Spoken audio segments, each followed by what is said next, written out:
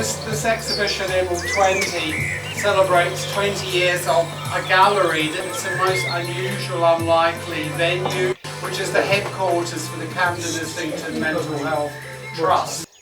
Staff, visitors, from government ministers to every strata of society comes to this. They get a real surprise when they step in here. In 2003, I saw this corridor looking very dull, unhappy. So with a girl working in pharmacy who was a painter, the two of us sort of broke the ice by putting our artwork in here. But the amazing thing is this gallery just keeps on flowing. We started off with just a handful of artists, but the group shows involve about 50 artists. This is a real sort of secret arts treasure in North London, and I'm just incredibly proud to be associated with it. There's so many incredible minds and creatives here. It's lovely to be part, especially after the lockdown pandemic. Being part of a community is really important.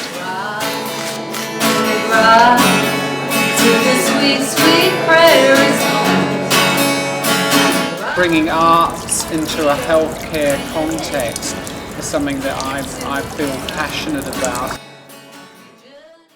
But something like this it's more low-key, but in a positive way, and it shows a lot of local people. Since me helping out, I've seen people that have started very rudimentary, their artwork, as they first started, and then it's been nurtured. 6 years later, someone's come back again and put some artwork in, and you can see how they've matured in their artwork as well, and how they've developed. And we're going to have all the artwork from the early days. So, and then the timeline will go around here, and it will finish with There's Always Tomorrow. In 2001, my boss, Kat Khan, she got me going to study an arts management course. So my skills in management were transferring from records to arts. I mean, I came here in 2001. I used to think, oh, it's such a dreary building here. And it only took me about 4 weeks when I came here to realise that, you know, buildings don't make a community, it's the people in it. And people like Peter and people like that, obviously, you know, were the lifeblood of this kind of place, you know, and it was very vibrant. I don't really know what his inspiration was to start the gallery, but he obviously had identified this space as somewhere which could exhibit art. That's a lifetime of commitment, really, 20 years on one thing, from someone who knows and feels it will make a difference to those that see it. Because if you see it, you talk about it. If you talk about it, you've made a relationship. It was a great surprise to see John Carrier turn up at the launch, because he had been very instrumental in the early days as the chairman here. I met Peter at Kingsway College. I think it was probably around 25 years ago when we first met. And I was invited to participate on the second year of in this gallery. So it was a joint exhibition with another photographer. So we had half of the gallery each. So I think I exhibited about 30 photographs. So this is my third exhibition here. As the base of medical records was at South Wing, and like the conference centre here, there was another area that I thought could be made more welcoming for visitors, more engaging for patients. So I asked if I could use that to have a gallery site, and they said yes.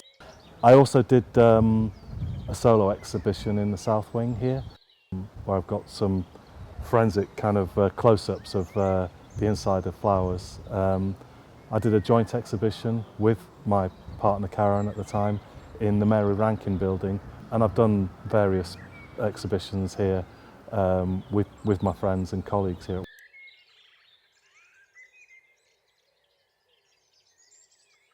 2005, so I think, yeah, it was 2 years into it, and I've been helping Peter ever since. I love doing it, it's just good fun. When I first came out, I met Peter at an older man's coming out group. I just clicked with Peter, and he said he did a gallery and I wanted to help out, and because I've always done volunteering during my young life, and I decided to come along, and I stayed. That's amazing. I started a gallery in the dialysis unit, which was leased here by the Royal Free Hospital. There was South Wing, there was 2 or 3 others. And that expanded to putting artwork at the headquarters of the Islington Primary Care Trust at the time, near Angel. I remember being on my bike, and I would be travelling between all these galleries on my bike, you know, looking after them, dealing with sales, and I mean, the thought of doing that now. Over the years, there's been a strong thread of exhibitions here celebrating work created within mental health and context. Another one of the thrills of this exhibition was the delight in Caroline Cardier being involved. She knew Ken Livingstone, and he asked if we would bring that particular exhibition involving mental health users from the Jules Sondet Hospital. He invited the exhibition to transfer to the county town hall.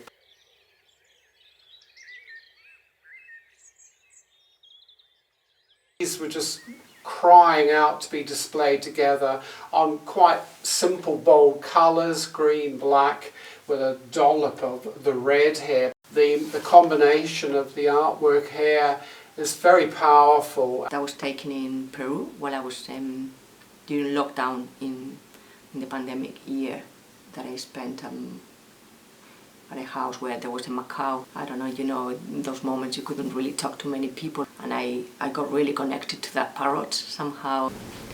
Yeah, live music, and not as many people as this time, obviously. Not so many artists, it was just the 2 of us.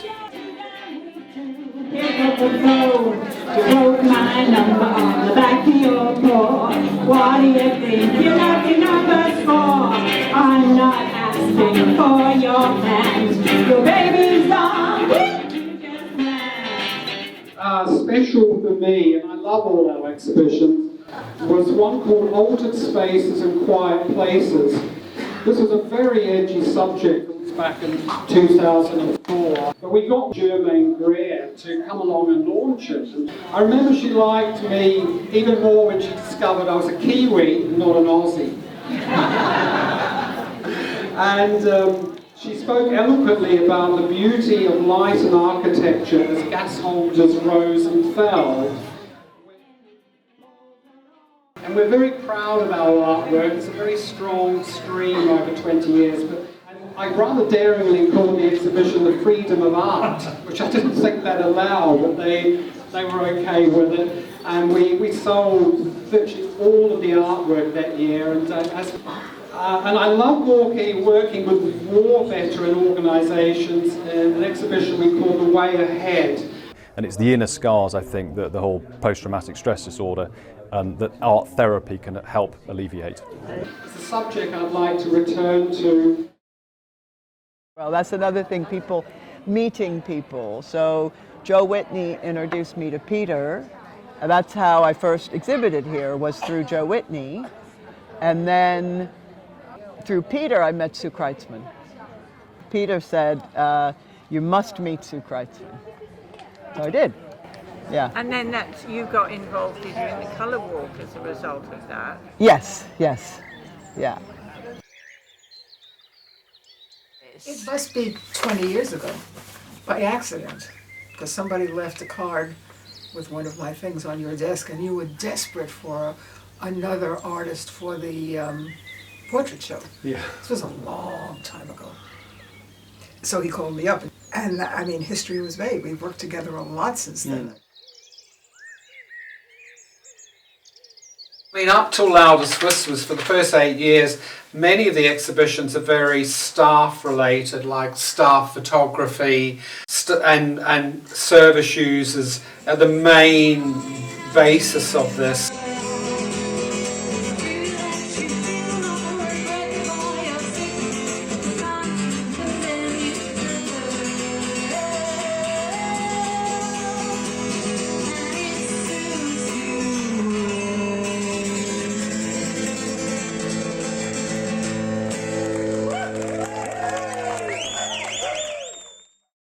Over the years, I've just seen it grow, and he's sort of become, obviously, I think, a lot more involved with the LGBTQ community, and come up with these increasingly ambitious and very impressive exhibitions, and not only of like painting and drawing, but sculpture and other crafts.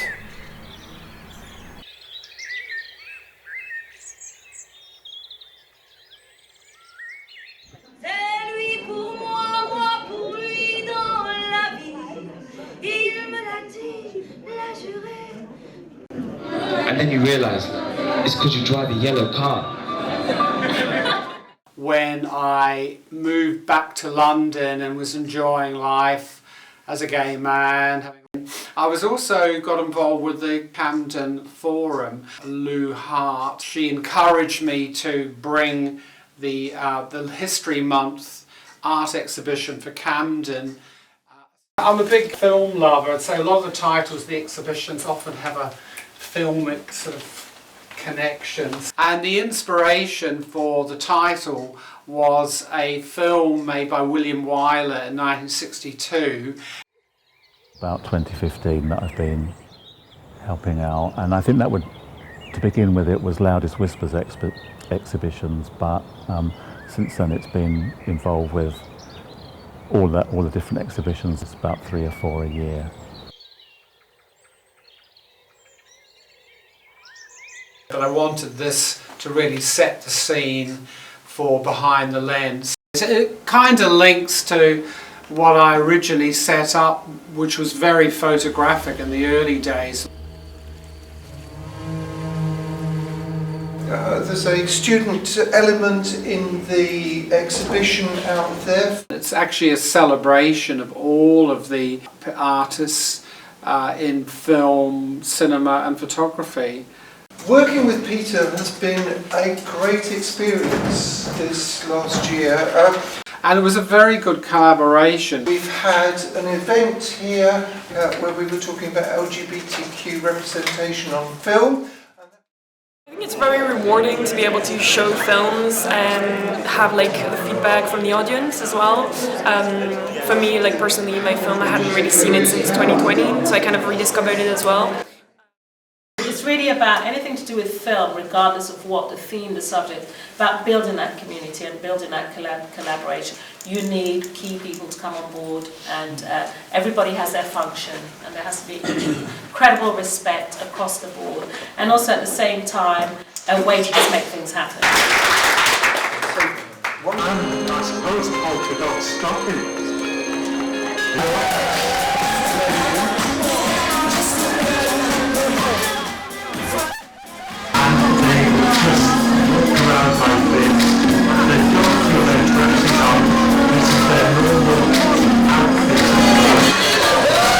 I was on the West End stage, this sounds really weird, in the nightclubs when I was younger with my friend Transformer, and I was his sidekick, so I used to get all the awful things to do.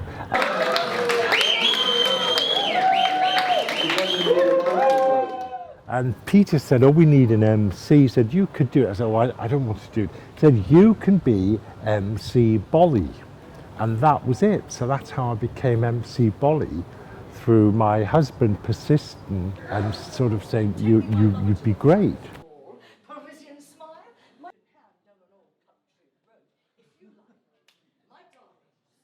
We only have 4 exhibitions in a 4 seasons programme, and each one has a different focus, but of course the art of caring is the one that links deeper into matters of health care. It was the main theme work that came over from St George's to here and exhibited here. So you find a different type of people and more different type of work. The International Nurses' Day theme for this year, and health is a human right. When we look across the world, it's not necessarily the case. Healthcare may be well linked to wealth. Making links between mental health and sporting activity. Peter, you know, he always wants to make people think twice at the artwork. I got in touch with the occupational therapy team and they introduced me to Robert Low, and I sketched Robert himself, and his is as vibrant, and it sums him up. I heard about the Stacey Street nursing home having an art group, and it's been really good to see this work on display.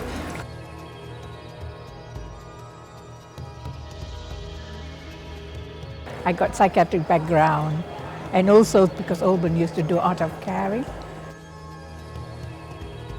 So he introduced me to the gallery. Then Peter asked me to do some solo exhibition.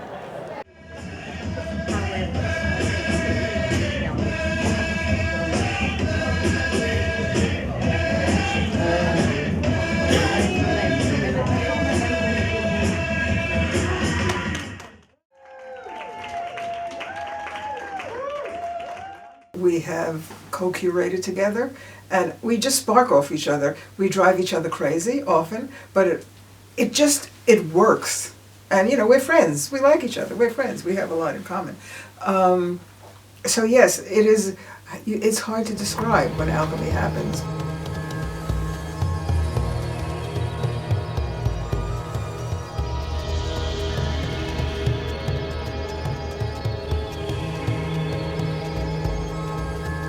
So I could invite all her friends down, a year after she died, to actually see, a live exhibition of her work. Color is my thing. And even if they've never made art before, they suddenly have the urge to make things. And to look around for junk and broken jewelry and detritus and old toys and put it together in something amazing. And people who are already making art, suddenly they find themselves pushing the outside of the box, leaping out of the box. I know so many artists who work in color, think in color, live in color. And my job now is to inspire people, to support people, to give them a safe haven. And, what good is life if you can't support and push other artists to be the best and the weirdest they possibly can? See your true colors, that's why I love you. So don't be afraid to let them show your true colors. And the good thing is they only last, say, 2 to 3 months, so there's another one. So it's not like they're here for years on end, which can happen in a healthcare centre.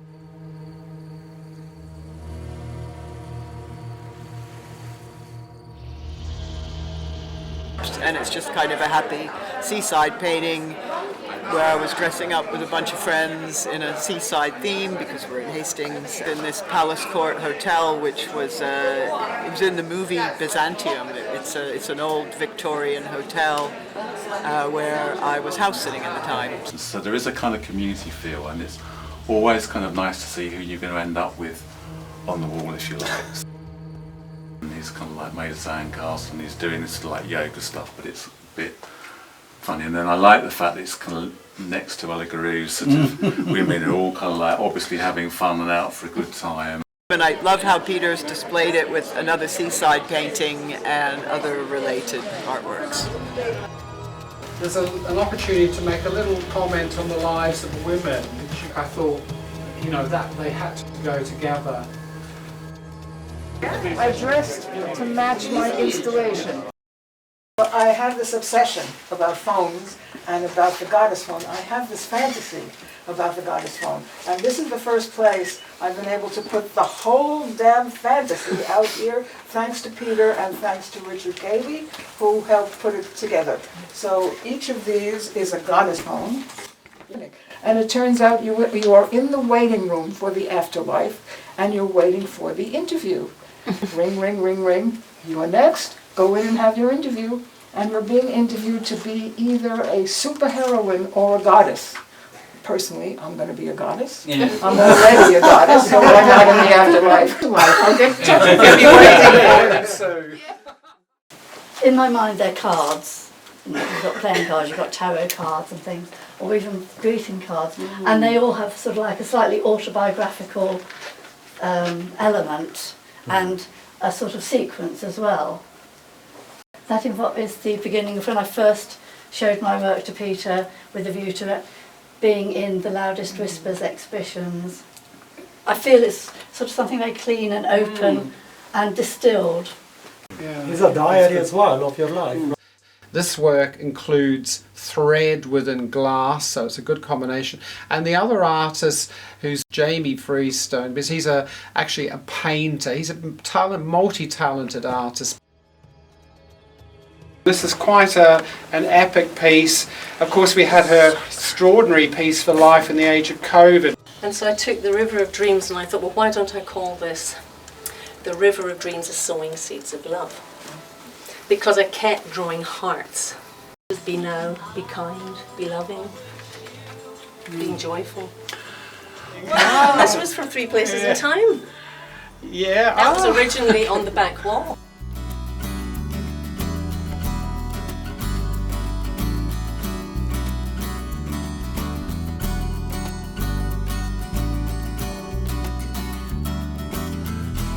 And those are the first paintings I started doing this and it's on the back of sort of Kellogg's, you know, because I didn't have very much money at the time, so I used any materials. They are a little bit androgynous, which is what I suppose, I thought it was interesting at the time. And I make costumes, so I've exhibited a lot of costumes and things. But I felt a little bit guilty of not having done any painting, so I launched into it. I used to teach graphics. I used to draw every day of my life for 40 years, teaching people how to draw. So I had the skill to do drawing, but painting is a different matter. They're pretending to either be very male or very, very female, binary. When they get home, when they don't have to hide anymore, and they come in through the door, that's a sense of relief. And the two parts of our identity get together. Very fascinating, really in-depth detail.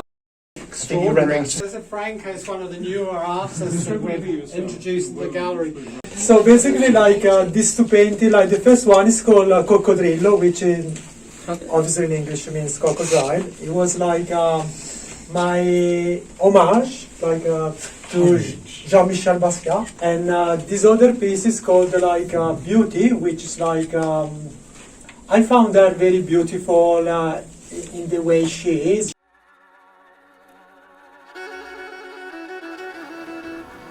And above all, provide an opportunity to help and support the growth of a whole range of both professional and self-taught outsider artists. All have been embraced by us over 20 years, where we have created 84 exhibitions, work with a total of at least 133 artists, and at least 1,860 contributors to group shows over these 20 years. Some have, you know, just need that extra sort of push or hand to just, you know, establish their career as an artist or their hobby as an artist. And it's definitely also a stepping stone from the one to the other. There aren't a great deal of opportunities given to artists, and I think there's an element of outsider art to these shows. I am an outsider and I have had a lot of trauma and stuff in my life, and my creativity is my way of expressing it. I'm slowly getting my voice, I think, through Peter's group. It's a nice group of people, and you know, it's nice to help out, put it together, and you know, help my dad as well. I met Peter at one of the AGMs for the forum, and he heard my voice and he said, "Do you want to come and help?" And I just love it. I just love working here. He's from New Zealand. And it's great to have work flowing in to celebrate what we've been doing here for 20 years. On the art project gallery and the Colour Walk, we're kind of a group of artists who support each other. And I think that says something about the community that is built up around this exhibition and the exhibition that we put on. And Peter's obviously a phenomenal curator. He's very nurturing, and it's wonderful to have somebody who can see your growth and feed it back to you. I think it's about his expertise as a creative person himself, and wanting to embrace it for everybody. It's not just exclusive to a particular group, which is the thing that is very good for me. It's about humanity and creativity, so he hasn't limited it.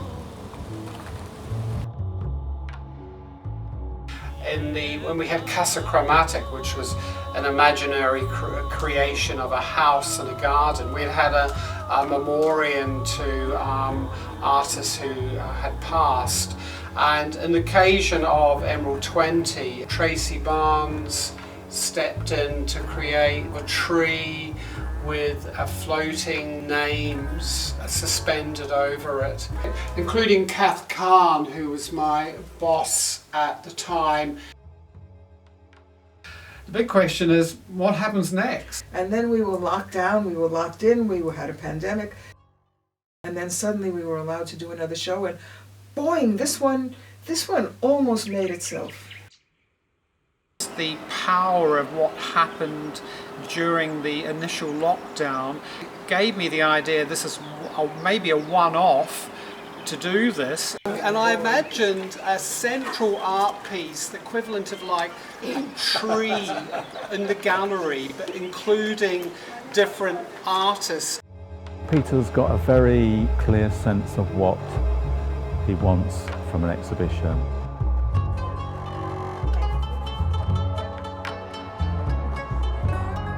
The exhibition has got two sides to do with digital creativity plus the handcrafted analogue. Where will we be in 10, 20 years' time?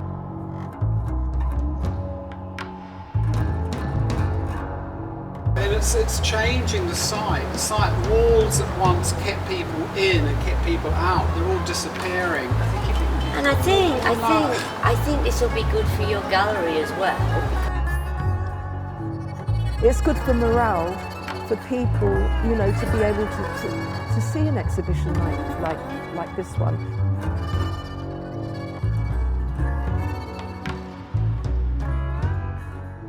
She said, I come down when I can't sleep at night, I sit here because the light, she sits here and she gets such, she said this is so beautiful and it really helps her, you know, with her recovery. So that's what art should do. That's what I mean. Just that value to that one person.